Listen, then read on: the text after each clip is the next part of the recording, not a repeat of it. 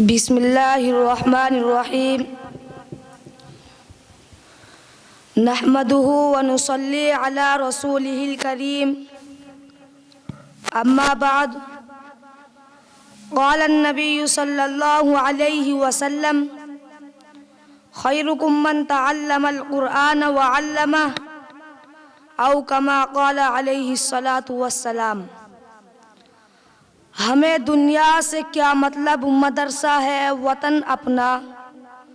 ہمیں دنیا سے کیا مطلب، مدرسہ ہے وطن اپنا۔ مریں گے ہم کتابوں پر، ورق ہوگا کفن اپنا۔ محترم سامعین کرام، آج کی مجلس میں آپ حضرات کے روبرو مدرسے کی مختصر حقیقت بیان کرنا چاہتا ہوں۔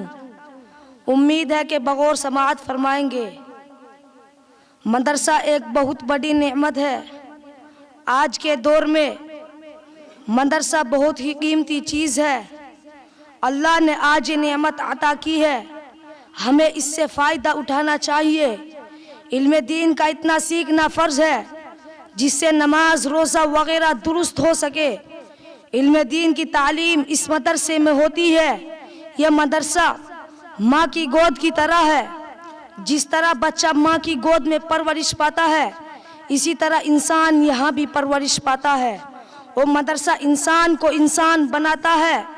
یہ مدرسہ چند افراد مل کر بناتے ہیں اور مدرسہ کئی افراد کو بناتا ہے۔ ہم مدرسے کی عمارت بناتے ہیں اور مدرسہ ہمارا قلب بناتا ہے، اللہ سے ہمارا تعلق جوڑتا ہے۔ اور یہی نبی کا کام تھا کہ مخلوق کو خالق سے جوڑتے تھے۔ یہ مدارس بھی ہمیں اللہ سے جوڑتے ہیں۔ جس طرح نبی مخلوق کو خالق سے جوڑتے تھے، اسی طرح یہ مدرسے ہم کو اللہ سے جوڑتے ہیں۔ لہٰذا ان مدرسوں کو نہ کوئی طاقت ہلا سکتی ہے اور نہ کوئی ان مدرسوں کو توڑ سکتا ہے۔ محترم بزرگوں، یہی وجہ ہے کہ آج مدارس کا جال ہر اطراف و اکنام میں پھیلا ہوا ہے، جبکہ حکومت رات دن ان اداروں کو مٹانے اور ختم کرنے کی کوشش کر رہی ہے، لیکن ان اداروں کا نظام ایسی ذات عالی کے قبضے میں ہے جس کو نہ کوئی بگاڑ سکا ہے اور نہ بگاڑ سکے گا۔ اب اس کے متعلقین کے بارے میں سرور دو عالم صلی اللہ علیہ وسلم کی زبان سے سننے حضرت انس رضی اللہ عنہ حضور صلی اللہ علیہ وسلم کا ارشاد نقل کرتے ہیں کہ اگر دنیا میں ان لوگوں کو دیکھنا چاہتے ہو جن کو اللہ نے جہنم کی آگ سے آزاد کر دیا ہے تو طلبہ علم دین کو دیکھو۔ بخدا جو طالب علم صرف علم حاصل کرنے کی نیت سے کسی عالم کے دروازے پر جاتے ہیں، اس کو ہر حرف اور ہر قدم پر 1 سال کی عبادت کا ثواب ملتا ہے، اور اس کے لیے جنت میں ایک شہر بنا دیا جاتا ہے۔ جہاں جہاں اس کے قدم پڑتے ہیں وہ زمین اس کے لیے استغفار کرتی ہے۔ صبح و شام فرشتے اس کی مغفرت کا اعلان اس طرح کرتے ہیں، ہؤلاء اتقاء اللہ من النار، یہ ہے جن کو اللہ نے جہنم سے آزاد کر دیا ہے۔ اس سے مراد وہی لوگ ہیں جو علم دین حاصل کرتے ہیں، مدرسے میں رہتے ہیں۔ ظاہر سی بات ہے، جب طلبہ کرام کا اتنا بلند مقام ہے تو ان لوگوں کی کیا شان ہوگی جو طلبہ پر خرچ کرتے ہیں، مدرسے میں امداد دیتے ہیں۔ ان کے روپیوں اور پیسوں سے جو عمارتیں بنائی جاتی ہے تو آخرت میں اللہ تعالیٰ ان کو کتنا بڑا اجر دے گا۔ دوستو، مدرسہ کیا ہے؟ مدرسے میں قرآن ہے جو اللہ کی کتاب ہے، انقلابی کتاب ہے جس نے دنیا کی کایا پلٹ دی، ہلچل مچا دی۔ سب سے پہلے قرآن نے آ کر یہ کیا کہ جو بندے خدا سے ٹوٹ چکے تھے انہیں خدا سے جوڑا اور فرمایا کہ تم تعلق تو توڑتے ہو لیکن خدا نہیں توڑتا۔ چنانچہ اگر خالق کا مخلوق سے تعلق نہ ہوتا تو قرآن نہ بھیجتا۔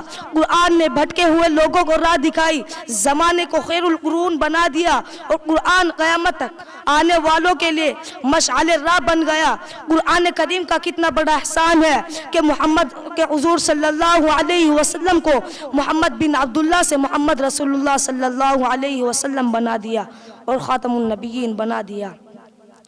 بہرحال ادارے کا مدار طالب علم اور مدرس پر ہے۔